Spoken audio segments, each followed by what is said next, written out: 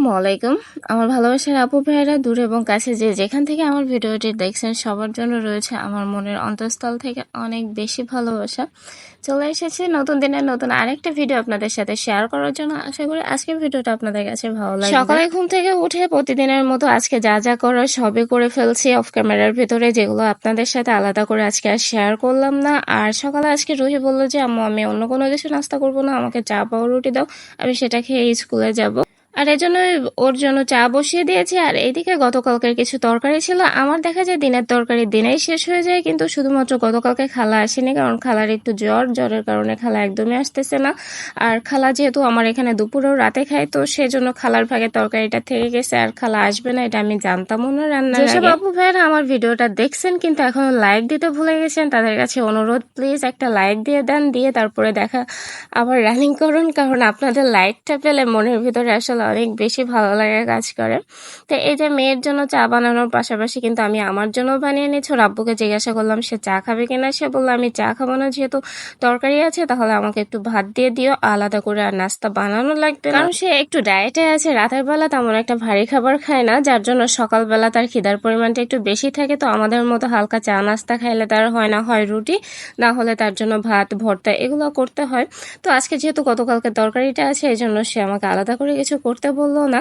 আর এইদিকে আমাদের মা বেটির জন্য চা নিয়ে নিয়েছে, আর এই যে পাউরুটি নিয়েছে। আমার রুহি কিন্তু সবসময় পাউরুটি গুলা খেতে অনেক বেশি পছন্দ করে। মাস শেষ হয়ে গেছে, আজকে 1 তারিখ, এখন মাস শেষ হওয়া মানে এই সংসারের সমস্ত জিনিসের একটা টানাপোড়েন শুরু হয়ে যাওয়া, যার জন্য আমি একটা খুব বেশি টাইম নেই না মাসিক বাজার করাতে। মাসের প্রথম দিনই চলে যায় বাজার করতে। গত মাসেও যেটা করছি আমি প্রতিটা মাসেই চেষ্টা করি, কারণ দেখা যায় 1, 2, 3 তারিখ যেতে যেতে এইটা নাই ওইটা নাই টুকটুক করে আনা হয়, এইটাতে আমার মনে হয় বেশি খরচ হয়ে যায়। যার জন্য আমি আমার শাশুড়িকেও দেখছি সে সম্পূর্ণ এককালীন মাসিক বাজারটাই করে নিয়ে আসতো মাসের প্রথম দিকে।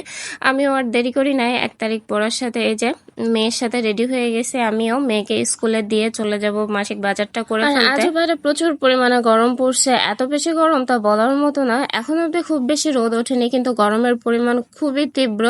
বেশিরভাগ সময় আমি দেখেছি রোদ না উঠলে কেন জানি না আমার কাছে গরমটা বেশি মনে হয়। রোদ উঠলে তো গরম থাকে, অনেক সময় মেঘলা থাকলেও কিন্তু একটা ভ্যাপসা গরম থাকে। তো এই যে আমরা এখন বের হয়ে পড়ছি, রুহিকে আগে ফার্স্টে ওর ক্লাসে বসিয়ে দিয়ে তারপর যাব। এই যে রুহি ওর বান্ধবীর পাশে বসে গেছে, এটা হচ্ছে রোদ্রানী, ওর বেস্ট ফ্রেন্ড।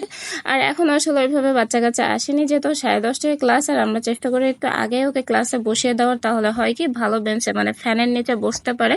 এই জন্য একটু তাড়াহুড়ো করে ওকে স্কুলে নিয়ে আসি সবসময়। মেয়ের স্কুলটাতে মাসখানেক ধরে আসা হয় না, কারণ ওর আব্বুই ওকে নিয়ে আসা নিয়ে যাওয়া করে। বেশিরভাগ সময় দেখা যায় ওর আব্বু নিয়ে আসে স্কুলে, আমি নিয়ে যাই কোচিংয়ে, বা ওর আব্বু কোচিংয়ে নিয়ে যায়, আমি নিয়ে আসি স্কুলে, এরকম অল্টারনেট করা হয়। কারোর উপরে একার উপরে আর কি জিনিসটা প্রেশার দেওয়া হয় না। তো এই যে এখন মেয়েটাকে স্কুলে দিয়ে আমরা চলে যাচ্ছে হচ্ছে আমাদের বাজারের উদ্দেশ্যে, আমাদের সিটি সেন্টারে, যেখানে আসলে আমরা আমাদের মাসিক বাজারগুলো করে থাকি। আপনাদের ফার্স্টে কিন্তু কাঁচা বাজারে ঢুকে পড়েছে, আর ঢুকে তার পাট শাক দেখে এত ভালো লাগছে, সে আগে 1 আটি পাট শাক নিয়ে নিছে, তারপরে শশা দেখে বলছে এগুলো নিবে। তো আমার কাছে শশার চেহারাটা একদমই ভালো লাগেনি, যার জন্য নেই। দেন আমরা চলে এসেছি মুদি বাজারে। একটা সংসারে যে কত কই জিনিস লাগে তা বাজার করতে না আসলে আসলে বোঝা যায় না। আমাদের গতকালকে ওর আব্বু অফিস থেকে যাওয়ার সময় অনেক জিনিসই নিয়ে গেছে, চিনি তেল এগুলো আসলে শেষ হয়ে গেছিল, কারণ আমরা এই মাসে আলাদা করে বাজার করিনি। গত মাসে ঈদের সময় একবারে বাজার করা হয়েছিল, সেই ঈদের বাজার দিয়ে মোটামুটি আমাদের গত মাসটা চলে গেছে, মানে মে মাসটা চলে গেছে। তো এখন হচ্ছে জুন মাসের বাজারটাই করতে আসছে, আর যার জন্য আমাদের এবার হচ্ছে অনেক জিনিসই লাগবে, যেহেতু সবই শেষ হয়ে গেছে। দেখা যায় মাসের বাজারটা মাসে করলে সবকিছু শেষ হয় না, কিছু কিছু থেকে যায়, কিন্তু এবার আর তা হয়নি, যেহেতু 1.5 মাস চালানো হয়েছে 1 মাসের বাজার দিয়ে।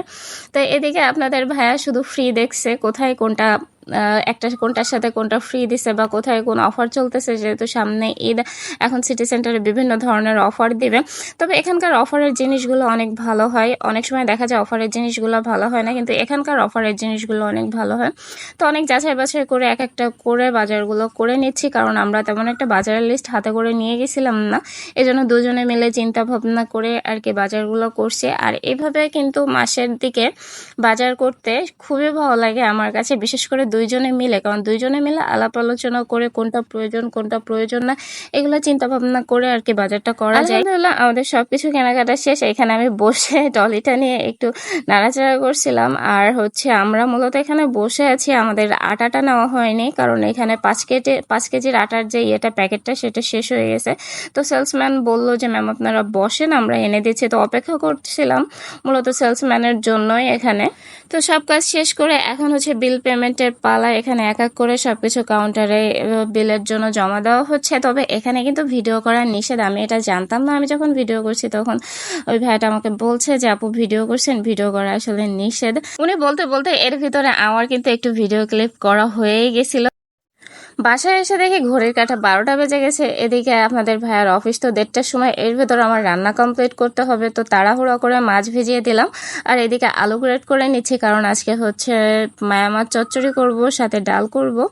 আমার হচ্ছে রান্নাটা অনেক সময় তাড়াহুড়ো করতে হয়, বিশেষ করে আপনাদের ভাইয়ার যেহেতু শিফটিং ডিউটি, এই ডিউটিটার টাইমে আমার 1টার ভিতর রান্না কমপ্লিট করে ফেলতে হয়, যার জন্য এই টাইমটা অনেক ব্যস্ত থাকতে হয়। তো রান্নার জন্য এই যে আমি চলে আসছি, চুলাতে কড়াই বসিয়ে দিয়ে আমি যা গ্রেট করে রাখছিলাম আলুটা, সেটা কিন্তু গ্রেট করার পরে আমি একটু লবণ মাখিয়ে রাখছিলাম। আলু গ্রেট করার পরে যদি একটু লবণ মাখিয়ে রাখেন তাহলে আলুটা নরম হয়ে যায়, ভাজির সময় বা রান্না করার সময় খুব দ্রুত সেদ্ধ হয়ে যায়, ওটা কিন্তু খেতেও অনেক ভালো লাগে। দেন আমি একটু পেঁয়াজ দিয়ে দিয়েছি, দিয়ে এখানে আমি জিরা, রসুন, পেঁয়াজ, কাঁচামরিচ একসাথে ব্লেন্ডার করে নিয়েছিলাম, নিয়ে সেটা দিয়ে দিচ্ছি। দিয়ে তারপরে লবণ, হলুদ, মরিচের গুঁড়া সব কিছু একসাথে দিচ্ছি। দেখুন খুব সুন্দর করে আমি আলুটাকে ভালো মতো হাতে মাখিয়ে নিব। আর আমার সব সময় আসলে তড়িঘড়ি মশলা করে রান্না করতে ভীষণ ভালো লাগে, এত ব্যস্ততার ভিতরেও আমি তারপরেও কিন্তু মশলা করতে ভুলি নাই আজকে। আমার সব সময় কিন্তু ফ্রোজেন করা মশলা থাকে, তারপরেও আমি ওইটা ব্যবহার করি না। বেশিরভাগ টাইম দেখা যায় আমি রান্নার আগ মুহূর্তে মশলা করে রান্নাটা করি। তো তারপরে আমি এই যে মায়া মাছগুলো দিয়ে দিলাম। এখানে কিন্তু শুধু মায়া মাছ নাই, সাথে পুঁটি মাছ, তারপরে চিংড়ি মাছ, মোটামুটি সব মাছ একসাথে মিক্স করে দেওয়া। দিয়ে আমি অল্প একটুখানি পানি দিয়ে একটু নাড়াচাড়া দিয়ে ঢাকনা দিয়ে ঢেকে দিব। আর এই মাছ চচ্চড়িটা খেতে কিন্তু আমার রুফির আব্বু অনেক বেশি পছন্দ করে। আর এইদিকে বাজার থেকে এসে কিন্তু আগে আমি ডালটা সেদ্ধ দিয়েছি, কারণ আমি জানি মাছ চচ্চড়িতে আমার খুব বেশি একটা সময় না লাগলেও ডাল রান্না করতে আমার সময় লাগবে, যার কারণে ডালটা সেদ্ধ দিয়ে দিয়েছি। আর এই যে কাঁচামরিচগুলো আমি এক এক করে বেছে উঠিয়ে ফেলছি, কারণ ডাল যখন আমি ম্যাশ করি তখন যদি কাঁচামরিচটাও ম্যাশ করে ফেলি তাহলে আমার কাছে মনে হয় ডালের কালারটা একটু কালচে হয়ে যায়, যার জন্য আমি ওই টাইমে কাঁচামরিচটা উঠিয়ে ফেলি। এইদিকে আমার মাছটা কিন্তু প্রায় হওয়ার পথে, এখন আমি একটু লবণটা চেক করে দেখলাম, দেখে লবণটা দিয়ে দিচ্ছি। আমার বাসায় মাছ চচ্চড়িটা সবসময় একটু পোড়া পোড়া টাইপের সবাই পছন্দ করে, মানে ঝোলটা টেনে যাবে, সাইডে হালকা একটু তেল ভাসবে আর নিচে একটু লেগে যাবে, সেটা সবাই খুব পছন্দ করে। আর আমি নিচের পোড়াটা তো বেশি রান্না করে আপনাদের ভাইয়াকে বিদায় দিয়ে তারপরে রুহিকে নিয়ে গেছিলাম কোচিংয়ে। কোচিং থেকে আসতে হচ্ছে 3টার সময়। 3টার সময় এসে খাওয়া দাওয়া করলাম, একটু রেস্ট নিলাম। এখন চলে আসছি বাজার। এই যে আমার সমস্ত মাসিক বাজার যেগুলো আমার এখন গোছাতে হবে, মানে সবই খুঁটিনাটি জিনিস এখানে পড়ে আছে, এক এক করে সবকিছু বয়ামে ঢোকাবো। তো আজকের ভিডিওটা এই পর্যন্ত। সবাই ভালো থাকবেন, সুস্থ থাকবেন, আমার পরিবারের জন্য দোয়া করবেন। আর আমার ভিডিওটা ভালো লাগলে অবশ্যই আমার চ্যানেলটা সাবস্ক্রাইব করে পাশে থাকা বেল বাটনটা বাজিয়ে দিতে একদমই ভুলবেন না।